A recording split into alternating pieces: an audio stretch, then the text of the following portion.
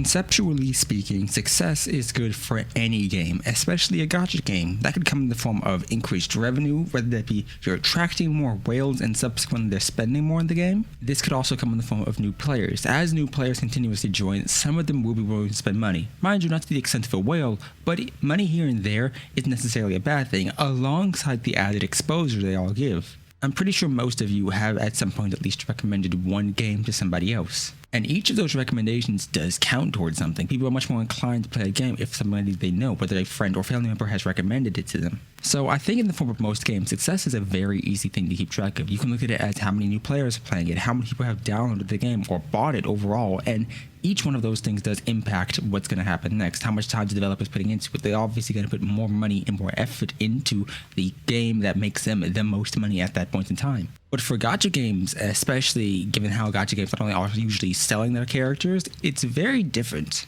See, in my opinion, I would previously think that most gacha games such as Arknights, Genshin, Blue Archive, Honkai Impact, PGR, and Tower of Fantasy all essentially gravitated and worked around the same concept of popularity, and that being a very good successful metric to measure them by.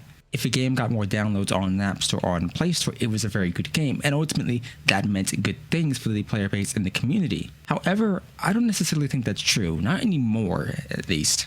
I think that because of the nature of gacha games, not only in how they monetize their content, but also how they usually showcase the characters, whether that be through live 2D art such as Blue Archive, or the story and Arknights of Elo's skills, I think you're left in a situation in which occasionally popularity and success can be a bad thing because it attracts a lot of players and a lot of people who aren't necessarily used to the gacha genre or who aren't necessarily used to the monetization and appearance of the characters. An example is something like Arknights and Blue Archive. Occasionally you're going to get live 2Ds that aren't exactly the most safe, and given the appearance of certain characters, it can cause quite a fair amount of issues. Arknights had a similar issue early on, but I think the community overall has calmed down. In my experience, the Arknights community has been pretty calm, all things considered. So if we're talking about popularity, I don't think any of these games have failed. Arknights is obviously extremely popular. It's one of the best gacha games out there.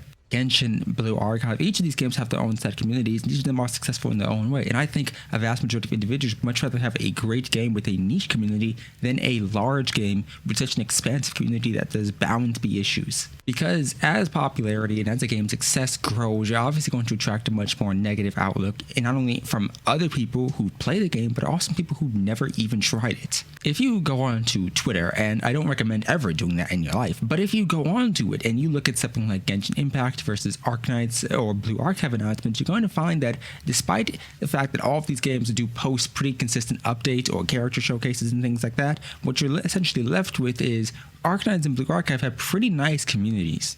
But if you go to the Genshin Impact one, you're going to see a lot of individuals who are excited for new updates or new characters, but you're more inclined to see much more negative and hateful comments under their posts. Now, this isn't to say the entire community is bad. This is just to say that there's a larger majority of individuals with negative outlooks on the game and negative outlooks on its players in the Genshin Impact fandom than there are in other games. And I think if we're looking at the content creator scene, if you're looking at something like the Genshin content creators, you have something like Tectone, you have Mtashed, and so on. You have such a wide variety, but a lot of them haven't necessarily played gacha games. It's more or less their first time playing them. And it's because of this that you're left with essentially a content creator or a large majority of the player base who aren't used to gacha games in the slightest. They're not used to playing or paying for characters or being gated by something like resin or a stamina system, and not used to the monetization models of video games, nor how they present their characters. And I think you can look at this best when you scroll through something like Mtashed's channel, because he was never used to gacha games. It was his first gacha game, and you can kind of see that outlook and perspective change over time as he played Genshin Impact. Mind you, I'm not saying it's a completely bad thing. I do think that it's a nice and decent thing that new players are joining, but I do think it can also attract a lot of negativity and problems for the community, because if you have individuals who don't necessarily agree with the monetization model or how characters are showed or sold to you, if you have someone who dislikes the live 2D screens of Blue Archive and Arknights, or dislikes the skins in Azure Lane or the characters in Azure Lane, you're going to have a lot more problems, because what would normally be a pretty calm community because everybody agrees and is centered around the same aspect, hey, a character is cute, or hey, a character is good, you don't have a lot of individuals who are going to point fingers or throw questions out or just dislike it for the sake of disliking it. Therefore, in my opinion, I think if you're looking at popularity, you also look at it as a double-edged sword. Sure, your game is getting more attention. Sure, you're getting a lot more members and a lot more players. But that also means that you're attracting a lot more attention that's negative. You're attracting a lot more players who are going to hate the game, either for the sake of it being popular or because they tried it and didn't like it. I'm always of the mindset where if you don't like a game at all, like if you just hate it outright, don't mention it and don't play it. Like, if you hate Blue Archive, don't mention Blue Archive constantly. Don't talk about how much you hate Blue Archive. I think criticism in any form is valid, but I don't think criticism if all it is just negativity, because it's not constructive at that point. I think everyone here wants their gacha game to succeed, wants their game to succeed. Maybe you want a sequel for an old game you play. Maybe you'll find a hidden gem, whether that be a standard single player game, whether that be a gacha game, or anything like that. Maybe you found one that you really think deserves a lot more attention than it otherwise gets.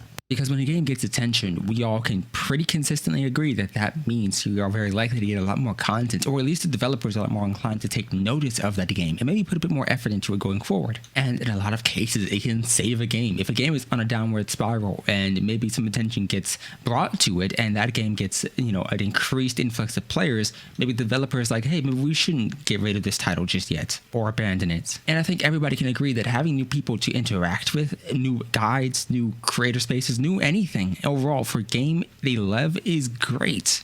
It's just that you also need to consider that when your popularity increases, when that success, when the influx of players increases, you're going to get an influx of a negative community. And that can really extend not only just to Twitter, but also to Reddit, also to Discord and other forms of social media. Developers could end up shifting gears, and instead of switching to and accounting for what normal or the average player likes, they may try to appeal to a niche community in order to attract more money. Or they may fix things that weren't necessarily a problem but leave others unattended to. It's much easier to dislike a game and point out its flaws than it is to point out the good parts of a game, point out the best things about a game, what makes it unique and what makes it wonderful. And people are much more inclined to remember the negative aspects of a game. People are much more inclined to remember negative things in general.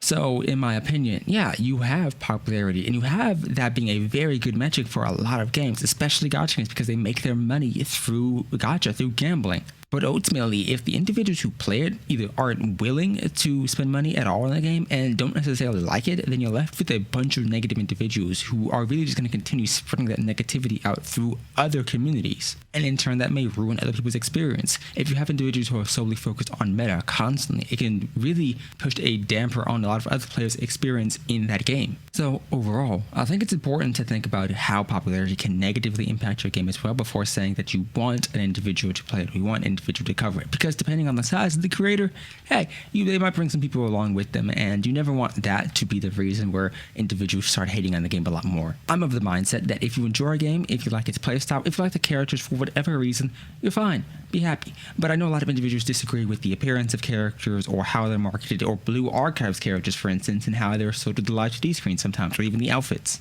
And in my opinion, if you enjoy something, then just enjoy it. No one should care, and no one should be able to stop you, because at the end of the day, it's about your life and you having fun. If you enjoyed this video, leave a like down below, consider subscribing. Tell me your worst situation with popularity. Did you find that a game that you really enjoyed was absolutely ruined once it became well known, or was it fixed and pushed more effort into?